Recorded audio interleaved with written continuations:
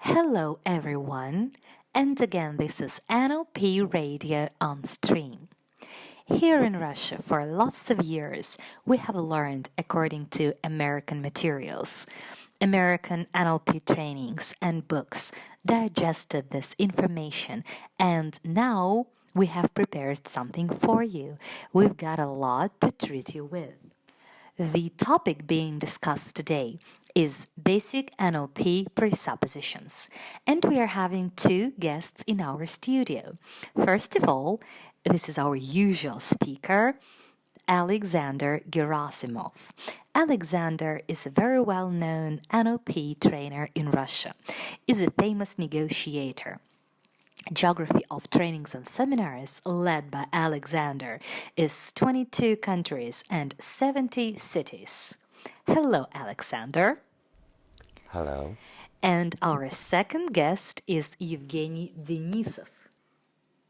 Evgeniy is a former officer, also a Stanford graduate, cognitive science department. Evgeniy owns a sound laboratory which creates audiobooks in 31 languages. Pleased to see you here, Evgeniy. Hello. Hello, everyone.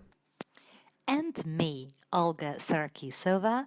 I'm a radio NLP presenter. I'm a linguist and philologist.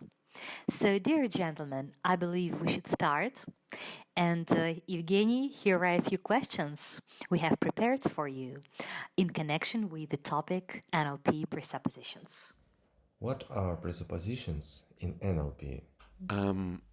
NLP is a method for modeling excellence, and NLP presuppositions are not beliefs, laws, governing rules, or regulations, but are attitudes which lead to excellence. NLP presuppositions are an unbiased and compelling set of beliefs that one can incorporate into their lives, either personally or as an NLP professional helping a client. NLP presuppositions give form to the underlying beliefs and attitudes that competent NLP practitioners work and commonly live their lives by. Operating from one or more of those presuppositions when interacting with other people, friends, colleagues, or working with clients can be a massively empowering basis from which to facilitate change in an endless number of ways. When a practitioner presupposes something, they make an assumption that something is true and then build upon that idea. But it is important to remember that NLP's primary focus is not on whether a specific belief is true or not, but rather on how effective it is at attaining or achieving a specific desire or goal.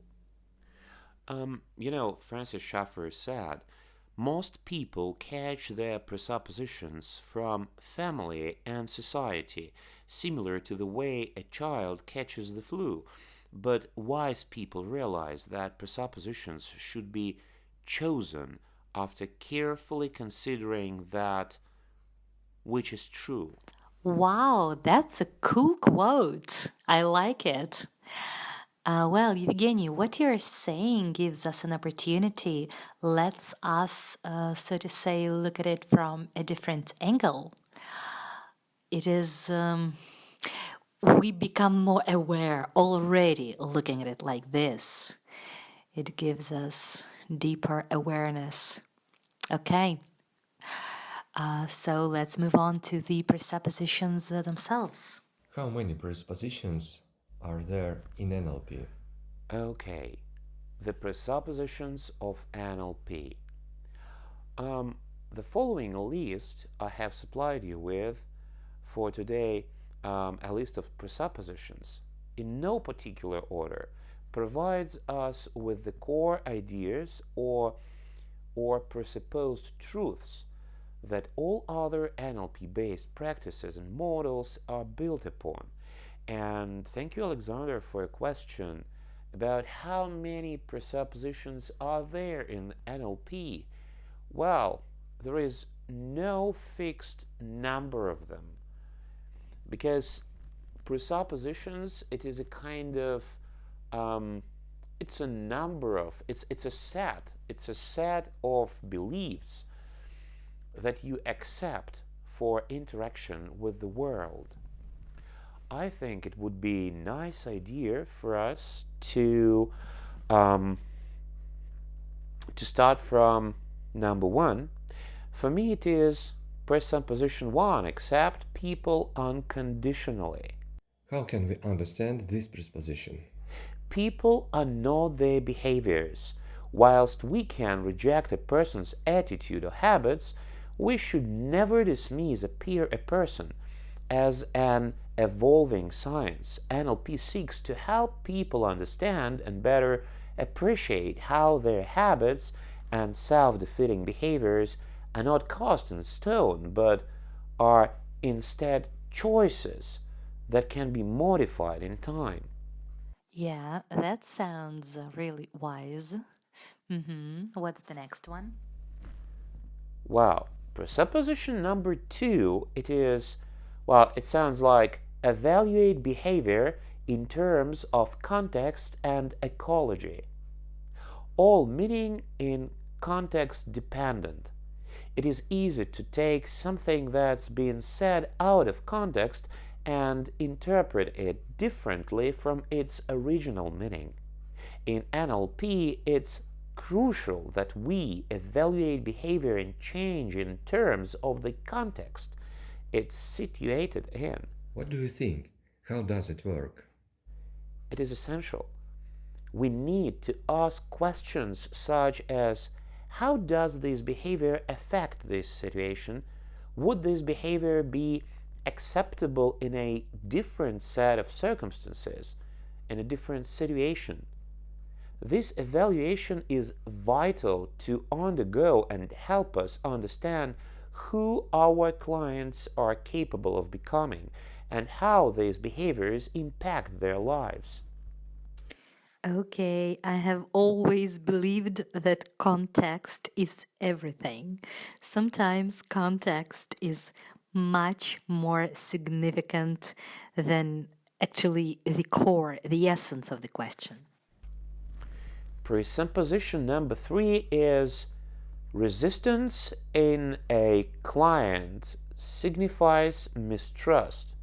Resistance in a client signifies mistrust. If NLP practitioners exercise resistance in a client, this often stems from a lack of rapport or misunderstanding. No clients are resistant by nature, but they are rigid communicators unwilling to change. Wise communicators accept and embrace all forms of communication that are presented to them, and therefore, if they detect any resistance, they must be confident enough to acknowledge this and do their best to build a rapport and interpersonal connection. Building and maintaining rapport with people is of paramount importance. If we are not actively managing rapport, we are less likely to determine the positive outcomes we are working towards. To get better results from our communications, NLP practitioners must be open to adapting and adjusting their approach. The same actions will always produce the same results. If we always do what we've always done, we'll always have what we have always had. Building and maintaining rapport with people is of paramount importance. I will sign under each word, Evgeny. By the way, dear listeners, here on NLP Radio, we already have minimum 2 podcasts dedicated to rapport, so you may listen to them separately. Let's move on. Okay, number four, appreciate other people's interpretation of the world. I'll repeat once again. Do appreciate other people's interpretation of the world. Good communication requires a grounded appreciation of someone else's unique model of the world. All people have alternative ways of interpreting and experiencing life, different beliefs, different values, filters, and so on and etc. By understanding and respecting these differences, as opposed to jumping to assumption or judging, we establish natural and stronger trust-based communications. Number 5 goes, no one intentionally screws up. Or we can transform it into more clear variant, more clear wording, like behind every behavior there is a positive intention. No one sabotages themselves on purpose. Everyone always strives to do their best with the resources they have available to them. Whilst we may never fully comprehend the motives of others, it's important to assume the positive intentions underlying and influencing their behavior. Whilst the positive intention of behavior, particularly a bad one, is rarely obvious and usually difficult to decipher, it's crucial to remember it is there. No smoker smokes to damage their health. They smoke because they have a kind of habit, and this habit gives them some positive feelings about themselves. Rather than assuming the worst in people based on their behavior, be gentle and understanding, and apply the same empathy to yourself. What's the next one? Okay, 6. Calibrate on behavior, not on assumptions. Once again, we do calibrate on behavior, not on assumptions. It is vitally important.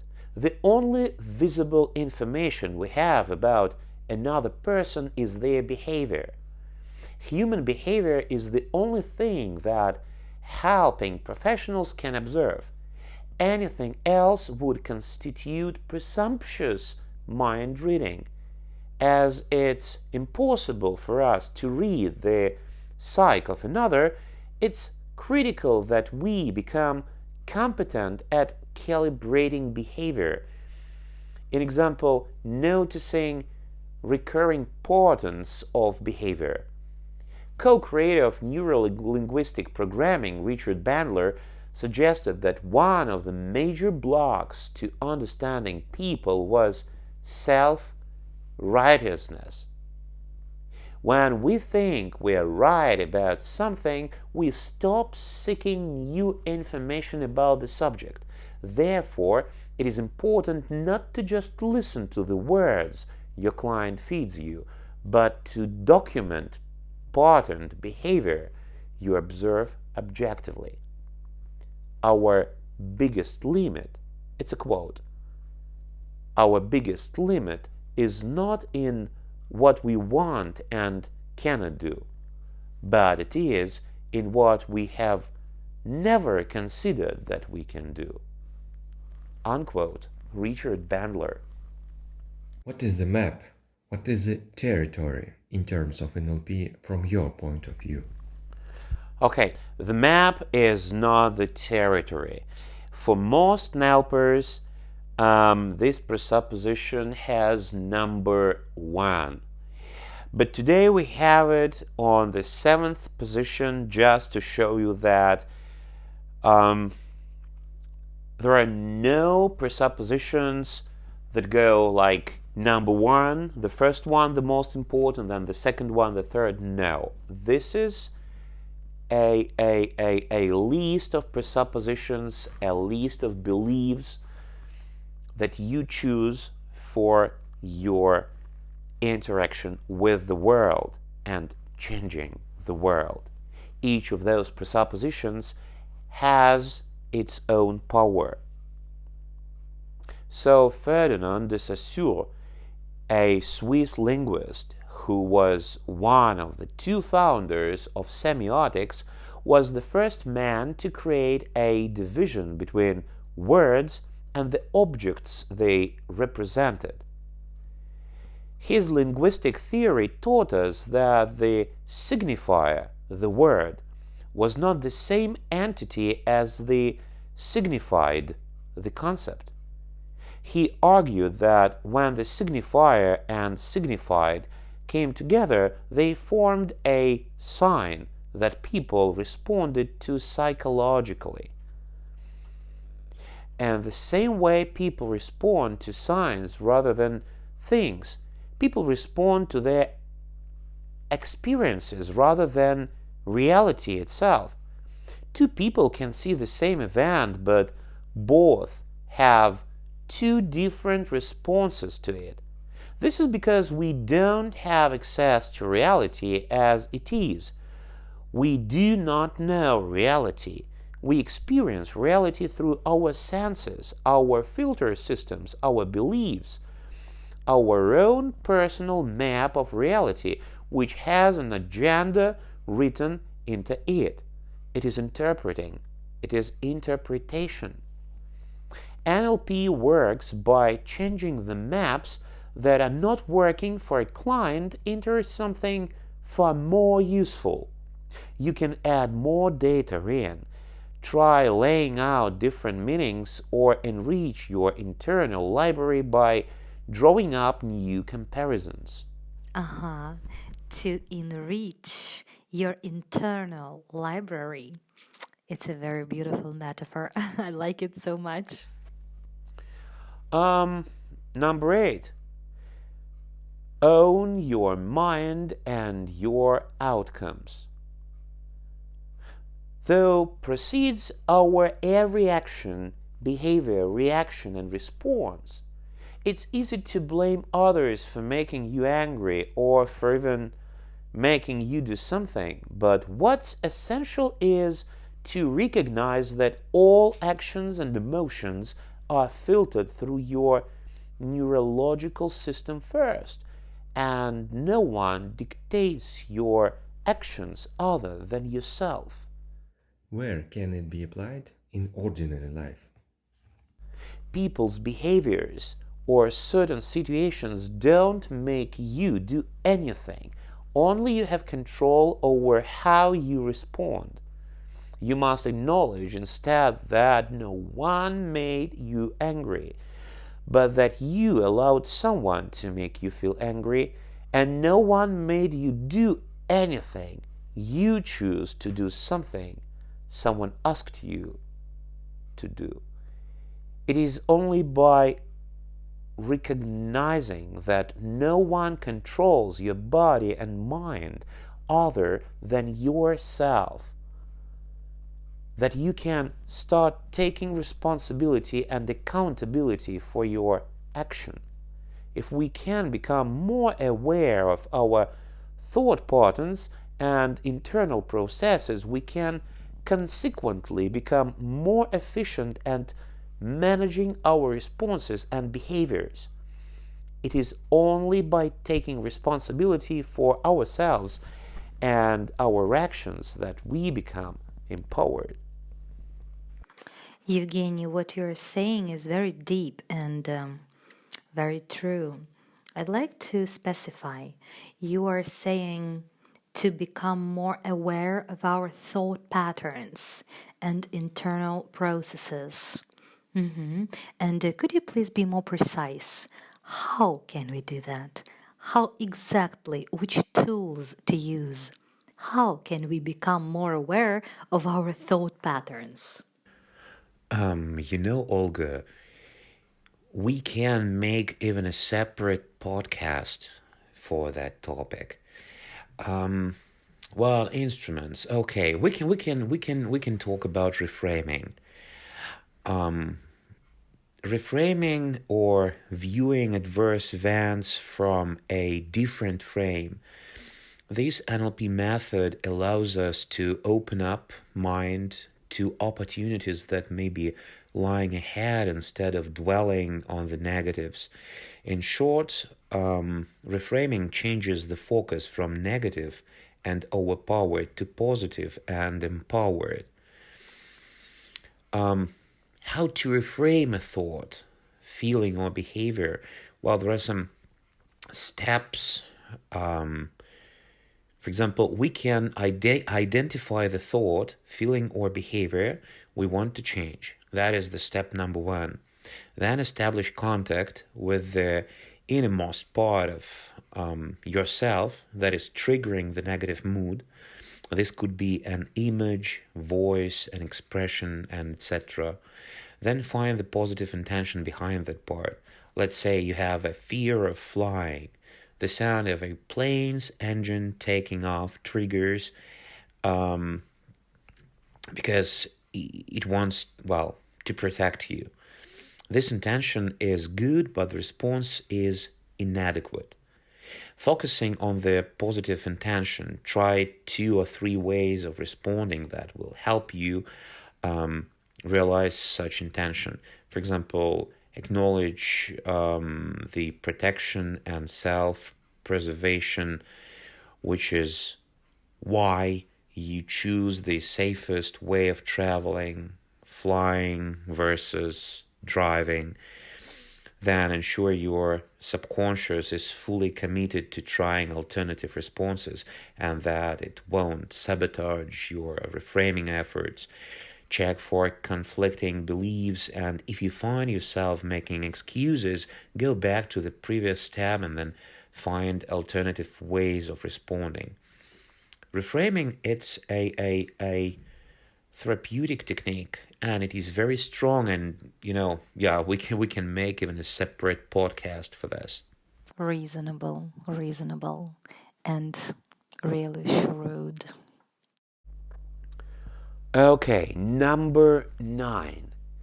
People always have the resources they need.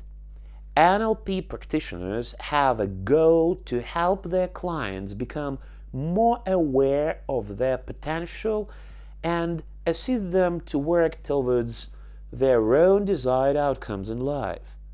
We all have the resources and ability to achieve all the things we want in our personal lives. If it's possible for other people, it is also 100% possible for us. The greatest potential limitation is to be found not in the things you want to do and can't, but in the things you've never considered doing.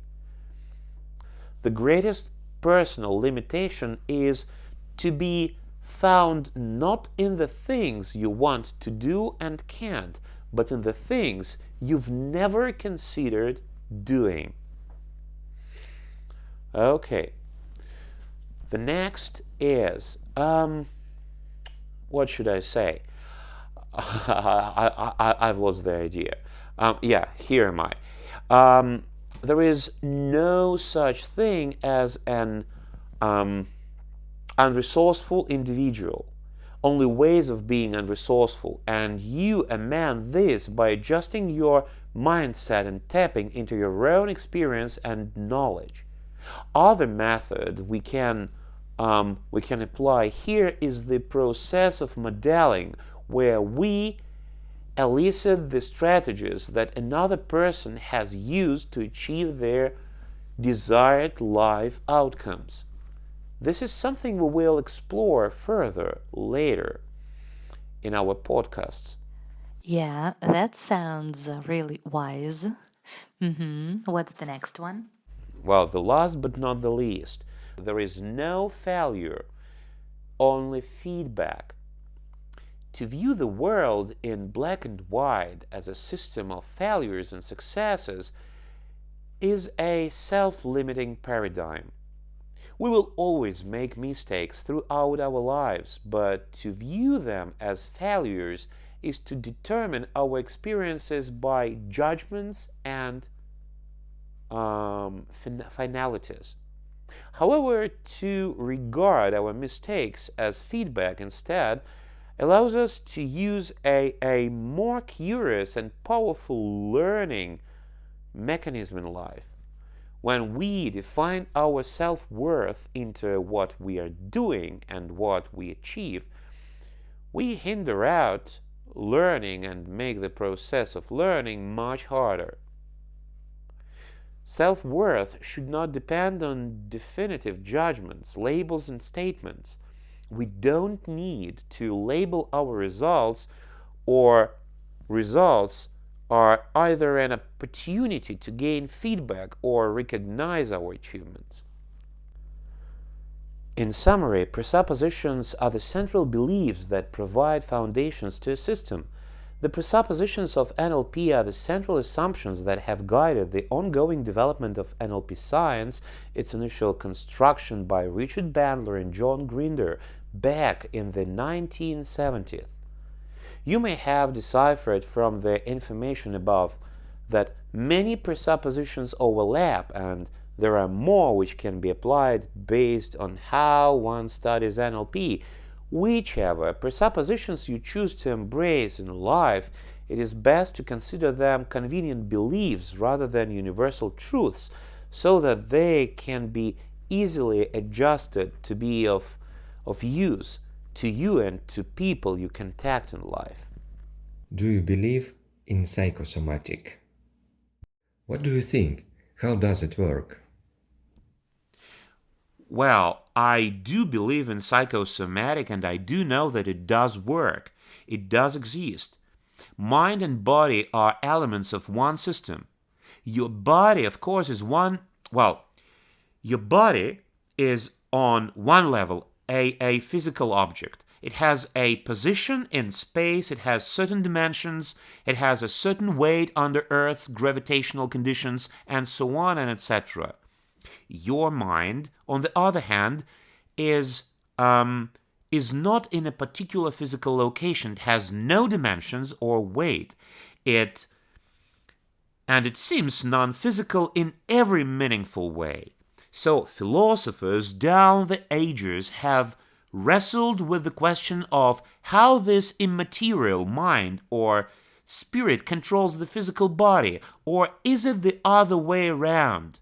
This question is known as the mind-body problem, and I don't think they're going to resolve it anytime soon. Well, the NLP view is very clear and it is very science-oriented. In NLP, we can look at mind and body in another way that makes that problem irrelevant. Mind and body are elements of one system. There are flows of information exchanged between body and brain at various different levels. It's all information flows. At one level, we experience these as thoughts and feelings. At a more physical level, the information is carried by electrical impulses along neurons, by neurotransmitters migrating across synaptic gaps, and by protein-like molecules called neuropeptides, which communicate information and regulate various systems in the body. There is a constant multi-level or multi-way conversation going on between body and mind. Now, since we have brain-type cells, neurons, in other places than just the brain, in the heart and the gut, for example, there's no hard and fast boundary between the mind and the body. Most traditional systems of medicine, such as Ayurveda in India and traditional Chinese medicine, recognized this mind-body link. Until the middle of the last century, Western medicine didn't, until researchers started to discover, certain links. Well, I can make this story very long for another podcast, but to make a long story short, it is very easy to prove that there is a stable bilateral link between body and mind. While you can just stand up, look to the sky, to the ceiling, upward, spread your arms, and try to say something like, everything is bad, I feel bad, I don't know how to manage something, I don't feel that I'm in a flow, I don't feel strong, and something like this. And at that moment, you would absolutely, for sure, you would feel that your position, it doesn't match, absolutely, it doesn't match what you say. Otherwise, you can get a position when your head is down, your eyes are down, your shoulders are close to each other. You sit down, you look down, and you start saying something like, I'm ready for the victory, I'm ready to win, I'm ready to be number one, I'm ready to solve all the problems I need to solve. And at that moment, you would understand that it would be much better to change the positions and statements, because your gesture, it is the position of your spinal cord, it gives you signals and it gives you feedback. That is why I think many of you have heard about poses of power. It is when you spread your legs, spread your arms, when you have a pose of a winner, of a superhero, and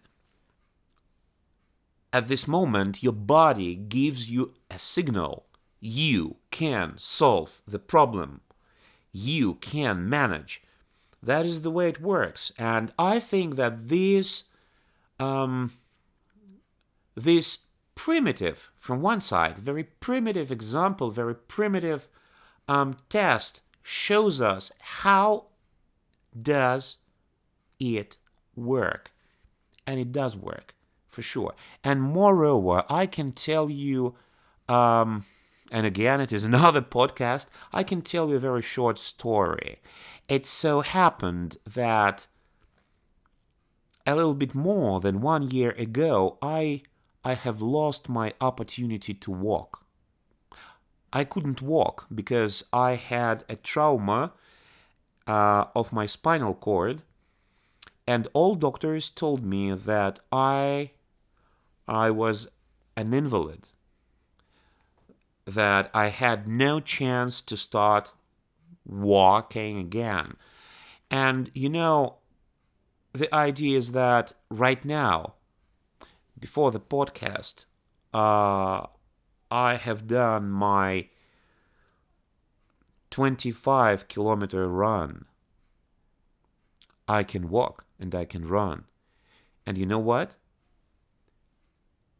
Every single moment when I understood that I don't feel my legs, I started to imagine how I walk. First, I was trying just to stand. Then I tried to make steps, one by one. The more steps I did, the more steps I made, the better dialogue between my mind and my body became. So, if somebody tells you that there is something impossible, trust me, I am the one who knows the correct answer. Everything is possible. And yes, psychosomatic does work. I am the proof. Wow, Evgeny. Thank you, Evgeny, for a really informative, bright, thought-provoking podcast that was really super, and we are very glad to have you here. We will definitely invite you very soon again. Thank you. And dear listeners, if you found it engaging, if it really involved you, made you interested, please, you are very welcome to make reposts, to put your likes, and to write commentaries down below as usual. Very welcome. Please write your favorite NLP presupposition, the one which appealed to you most. And here we had me, Olga Sarkisova, Alexander Gerasimov, and Evgeniy Denissov. Hear you again soon. Bye. Bye. Goodbye. Thank you.